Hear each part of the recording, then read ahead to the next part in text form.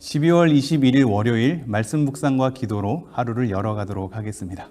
오늘 볼 말씀은요, 베드로후서 1장 1절부터 11절까지 말씀입니다. 베드로후서 1장 1절부터 11절까지 말씀 제가 봉독해 드리도록 하겠습니다. 예수 그리스도의 종이며 사도인 시몬 베드로는 우리 하나님과 구주 예수 그리스도의 의를 힘입어 동일하게 보배로운 믿음을 우리와 함께 받은 자들에게 편지하노니 하나님과 우리 주 예수를 알므로 은혜와 평강이 너희에게 더욱 많을지어다. 그의 신기한 능력으로 생명과 경건에 속한 모든 것을 우리에게 주셨으니 이는 자기의 영광과 덕으로서 우리를 부르신 이를 알므로 말미암음이라. 이로써 그 보배롭고 지극히 큰 약속을 우리에게 주사 이 약속으로 말미암아 너희가 정욕 때문에 세상에서 썩어질 것을 피하여 신성한 성품에 참여하는 자가 되게 하려 하셨느니라. 그러므로 너희가 더욱 힘써 너희 믿음의 덕을, 덕의 지식을, 지식의 절제를, 절제의 인내를, 인내의 경건을, 경건의 형제 우애를, 형제 우애의 사랑을 더하라. 이런 것이 너희에게 있어 흡족한즉 너희로 우리 주 예수 그리스도를 알기에 게으르지 않고 열매 없는 자가 되지 않게 하려니와 이런 것이 없는 자는 맹인이라 멀리 보지 못하고 그의 옛 죄가 깨끗하게 된 것을 잊었느니라. 그러므로 형제들아 더욱 힘써 너희 부르심과 택하심을 굳게 하라. 너희가 이것을 행한즉 언제든지 실족하지 아니하리라. 이같이 하면 우리 주 곧 구주 예수 그리스도의 영원한 나라에 들어감을 넉넉히 너희에게 주시리라. 아멘. 연말이라서 또 한 해를 잘 점검해야 하는데요. 우리가 하루하루 우리에게 주어진 날들을 보내다 보면 1년을 점검하는 것도 쉽지는 않을 것입니다. 그럼에도 불구하고 우리는 또 한 해를 돌아봐야 하겠고 새해를 잘 맞이하는 준비를 겪어야 할 것입니다. 올 한 해는 참으로 우리에게는 쉽지 않은 나날들이었는데요. 지금도 연이어져 가고 있는 것 같습니다. 아무것도 하나님 앞에서 잘 한 것이 별로 없는 날들이 쏜살같이 지나가다 보면 때로 우리가 우리의 믿음이 하나님 앞에서 어떻게 반응하였는가라는 자괴감 때문에 그리고 죄책감 때문에 우리의 믿음이 흔들리기도 하거든요. 아무것도 한 것이 없으니 좀 허탈하기도 하고 하나님 앞에 죄송하기도 해서 우리 마음이 힘들기도 하고요. 믿음이 흔들리기도 하고요. 우리가 영적으로 침체가 되기도 합니다. 우리 청소년부도 이것에 영향을 받는 것 같습니다. 그래서 요 최근에 우리 아이들에게도 믿음의 흔들림에 대해서 말씀을 또 나눴고요. 우리가 우리의 믿음을 확신할 수 있는가에 대해서 2주간 또 이어서 한번 다루었습니다. 여러분도 믿음 어떠신지요? 여러분의 신앙생활도 점검해 볼 때 올 한 해가 많이 힘들진 않았는지요?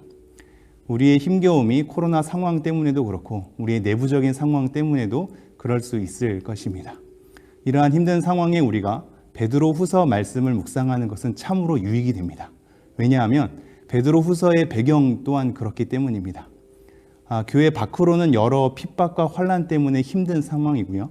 교회 안으로는 거짓된 가르침을 전파하는 사람이 있기 때문에 여러 가지 복음의 내용마저도 헷갈리게 되고 이들의 믿음마저도 근간이 흔들리게 되는 상황이었습니다. 이러한 흔들림 가운데 그리고 침체 가운데 이러한 헷갈림 가운데 우리는 하나님 앞에 어떻게 서야 하는가를 질문해 보면서 오늘 말씀 묵상하는 여러분 되었으면 좋겠습니다. 제가 1장 1절 다시 한번 읽어드리죠. 예수 그리스도의 종이며 사도인 시몬 베드로는 우리 하나님과 구주 예수 그리스도의 의를 힘입어 동일하게 보배로운 믿음을 우리와 함께 받은 자들에게 편지하노니. 지금 베드로는 베드로후서의 첫 인사를 하면서 뭐라고 우리의 공감대를 형성하고 있냐면요. 우리 하나님과 구주 예수 그리스도의 의를 힘입어서 동일하게 보배로운 믿음을 받은 자들이라고 호칭을 하고 있습니다. 우리가 동일한 믿음을 받았다라고 얘기합니다. 그런데 그러한 믿음이 어떤 믿음이냐면 보배로운 믿음이라고 얘기합니다. 이것은 참으로 멋진 표현인데요. 우리가 믿음 생활을 하다 보면 흔들릴 때가 있고 침체될 때가 있어서 내가 가진 믿음이 되게 초라하게 보일 때가 있거든요. 하나님 앞에서 이 정도로 밖에 반응하지 못하는 내 믿음에 대한 좌괴감 때문에 내 스스로 미워 보이기도 하고 내 스스로 지친 상황 가운데 이어져 가는 상황인 겁니다. 그런데 베드로가 뭐라고 얘기하냐면요. 우리도 하나님께 믿음을 받았고 너네도 하나님께 동일하게 믿음을 받았는데 그 믿음은 보배로운 믿음이다 라고 얘기를 하고 있습니다. 신앙생활이 흔들려서 자기 믿음에 대한 자괴감이 있는 그들에게 너희가 받은 믿음은 동일하게 하나님께 우리가 받은 믿음이거니와 우리가 소유한 이 믿음은 보배로운 믿음이다. 존귀한 믿음이다. 굉장히 소중한 믿음이다. 라고 얘기를 하는 거죠. 지친 그들에게 우리가 가진 믿음이 아무것도 아닌 줄만 알았는데 보배로운 믿음이라고 일깨우는 것은 굉장히 중요하겠습니다. 여러분도 마찬가지입니다.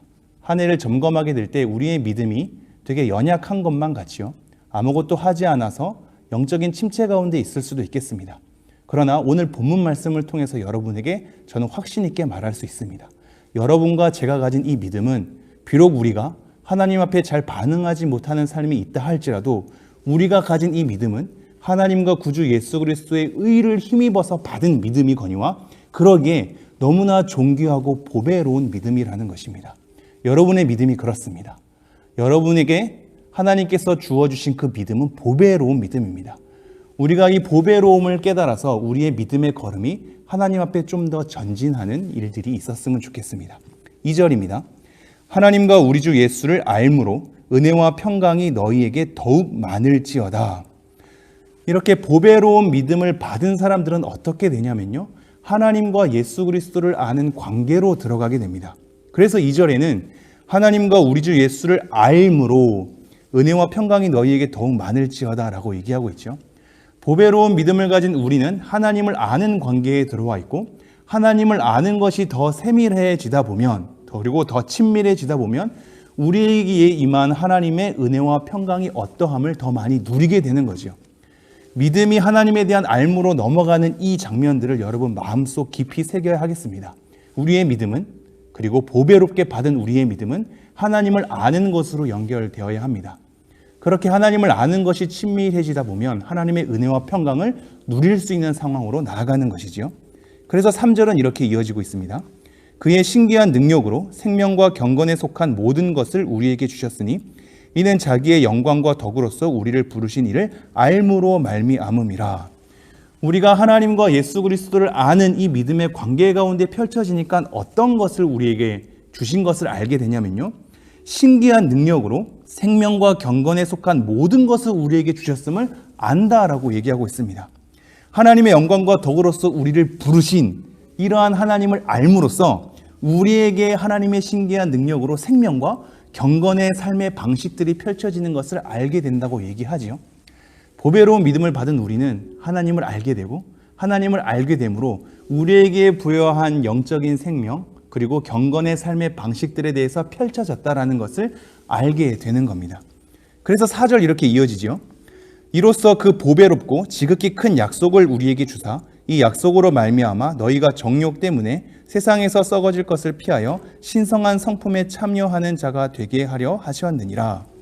하나님을 아는 관계에 들어가니까 우리가 얻어진 이 생명과 하나님 앞에 경건에 속한 삶의 방식들로 펼쳐졌다는 걸 알게 되고 그러한 가운데 우리에게 보배롭고 지극히 큰 약속이 주어졌다는 것도 알게 되는 겁니다. 보배로운 믿음을 받은 우리는 하나님과의 아는 관계 속에 들어가 있어서 이런 생명과 경건 그리고 약속이 있다는 것을 알게 되는 거죠. 이러한 보배롭고 지극히 큰 약속을 우리에게 주셔서 이 약속으로 말미암아 우리가 어떻게 서가야 할지를 계속적으로 또한 일러줍니다. 너희가 정욕 때문에 세상에서 썩어질 것들을 피하여 신성한 성품에 참여하는 자가 되게 하려 하셨느니라. 하나님께서 우리를 어떻게 부르셨다라는 것을 약속을 통해서 알게 되는 거죠. 먼저는 세상에서 썩어질 이러한 욕심 때문에 썩어질 것들에 대한 삶을 피하는 것으로 우리를 부르셨다는 것을 알게 되고요.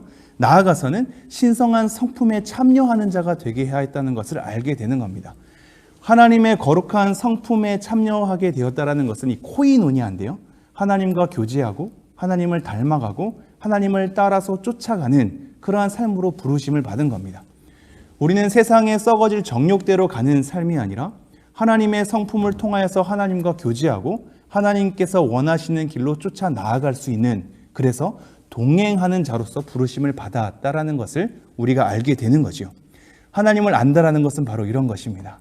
우리에게 부여진 영적인 생명, 경건의 삶, 하나님의 크고 보배로운 약속. 그래서 우리는 세상의 정욕대로 살아가는 것이 아니라 하나님의 성품에 참여하고 교제하며 더불어 동역하는 관계로 펼쳐졌다는 것을 우리의 믿음으로 다시 한번 확인하게 되는 겁니다.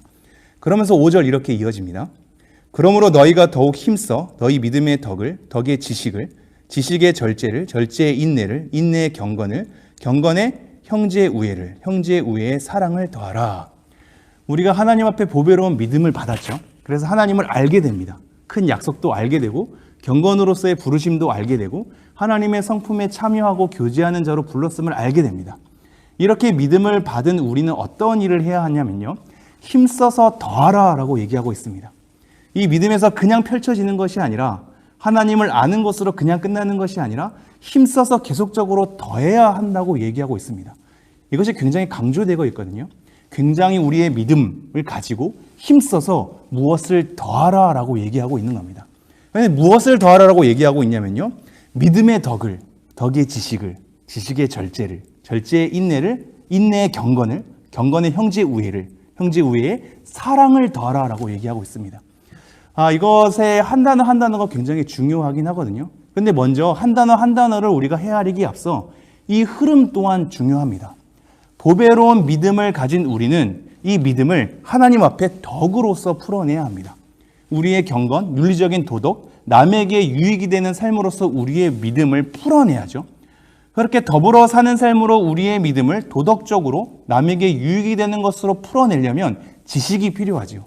하나님 앞에서 지혜로움이 필요한 겁니다. 그리고 그것을 잘 분별해야겠죠.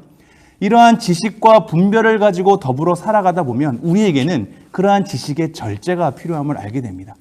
고린도전서의 어떠한 구절에 의하면요, 우리의 지식은 우리를 교만하게 한다고 얘기를 하거든요.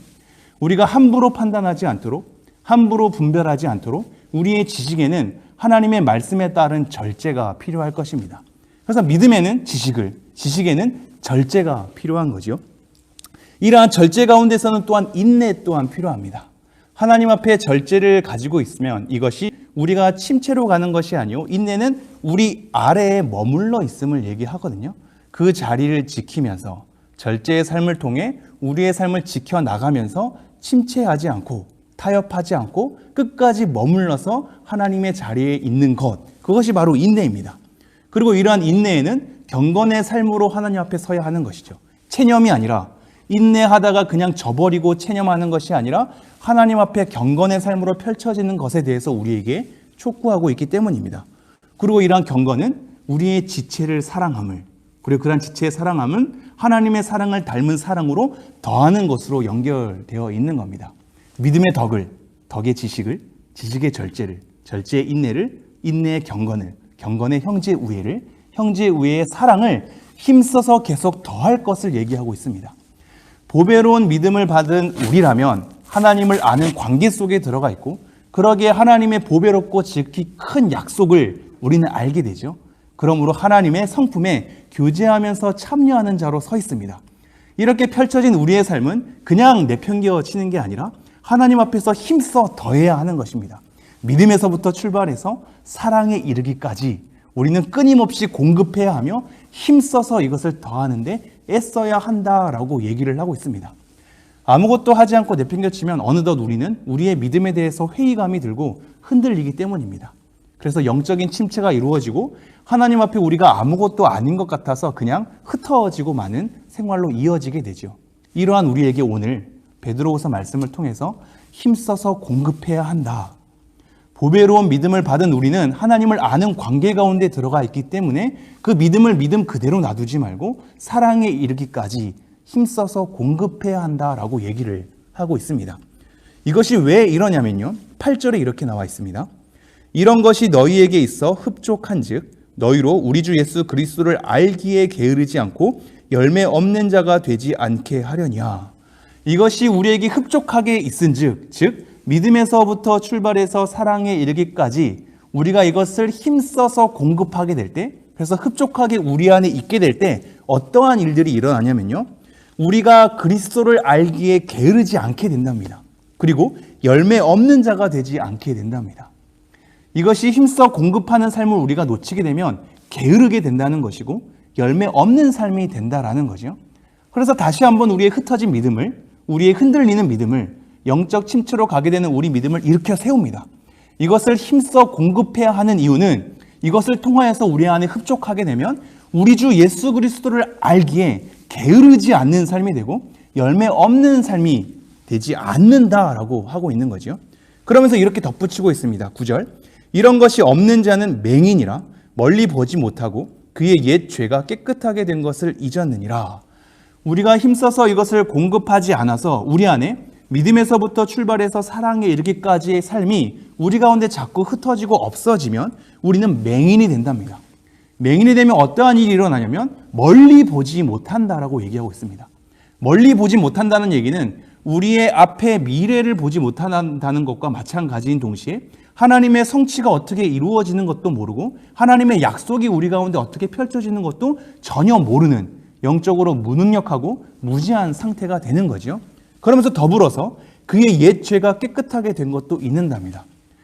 우리를 구원하신 예수 그리스도의 구속의 위대함이 얼마나 큰지는 우리는 알고 있죠. 그러나 우리가 힘써서 공급하는 삶을 게을리 하다 보면 열매 없는 삶이 되거니와 우리가 옛 죄가 예수 그리스도의 구속으로 말미암아 깨끗하게 된 것 자체도 잊어버린답니다.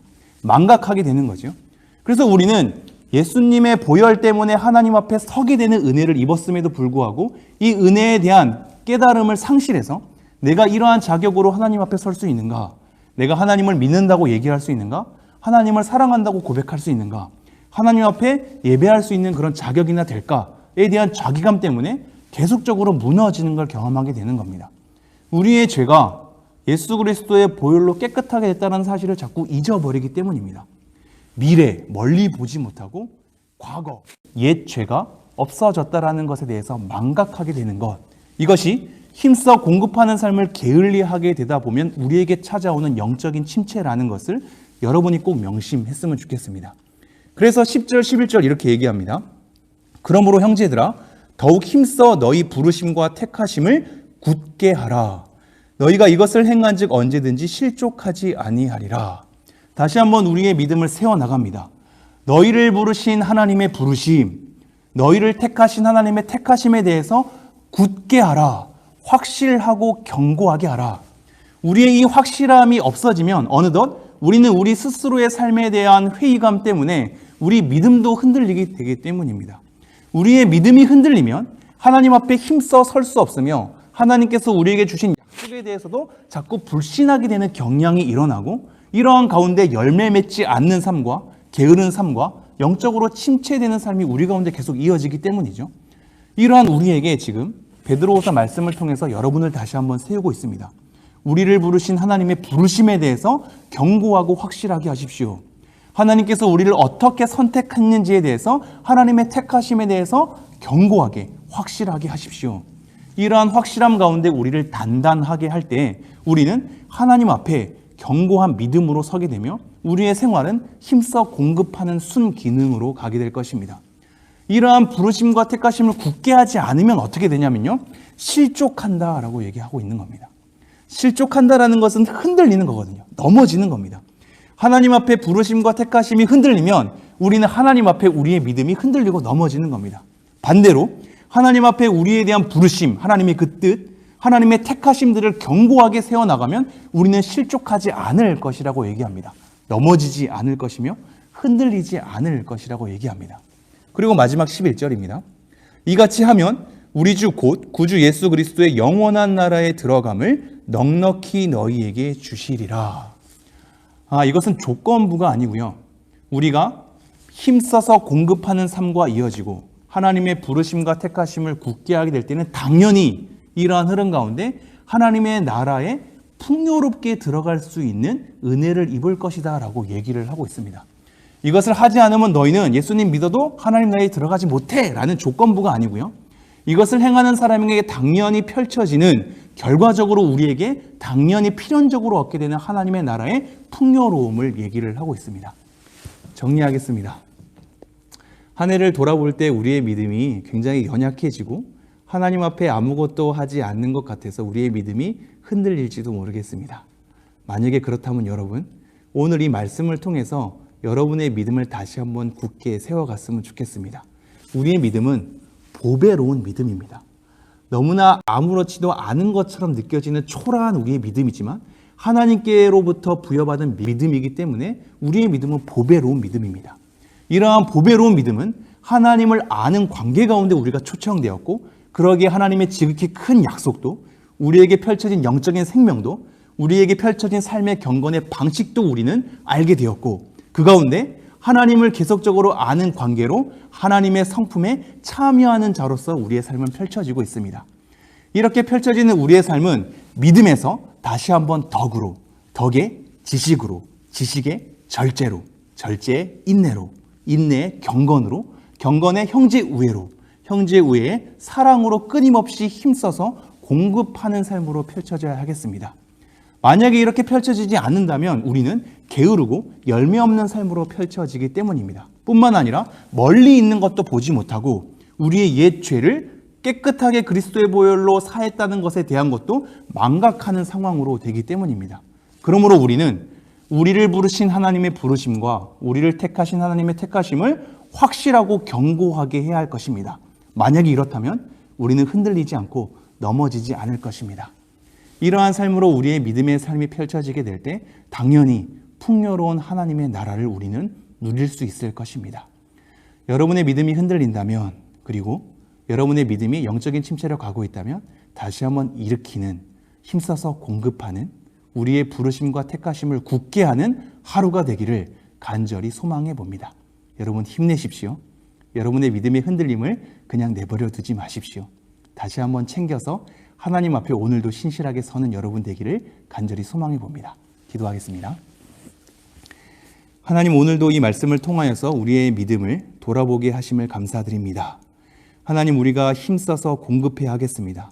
자꾸 게으르고 우리의 믿음의 흔들림에 대해서, 영적인 침체에 대해서 내버려 두었다가는 우리는 열매 없는 자가 되고 멀리 있는 것도 보지 못하고 우리의 옛 죄가 깨끗하게 되었다는 사실도 우리는 자꾸 잊어서 하나님 앞에 자꾸 우리의 믿음은 나락으로 떨어질지도 모르겠습니다. 하나님, 다시 한번 우리의 믿음을 일으켜 세워주십시오. 우리가 하나님의 약속을 확인하면서 말씀을 통하여서 다시 한번 우리의 부르심과 택하심을 굳게 하게 하여 주십시오. 지금 함께 기도로 함께하는 성도님들의 믿음을 굳건하게 하여 주십시오. 그래서 이 믿음을 통하여 우리 하루하루의 삶들이 힘써서 공급하는 삶이 될 수 있도록 은혜를 허락하여 주시옵소서. 이 모든 말씀 우리 주 예수 그리스도 이름으로 기도합니다. 아멘. 오늘도 개인 기도로 하나님과 교제하며 나아가는 여러분 되었으면 좋겠습니다. 기도하겠습니다.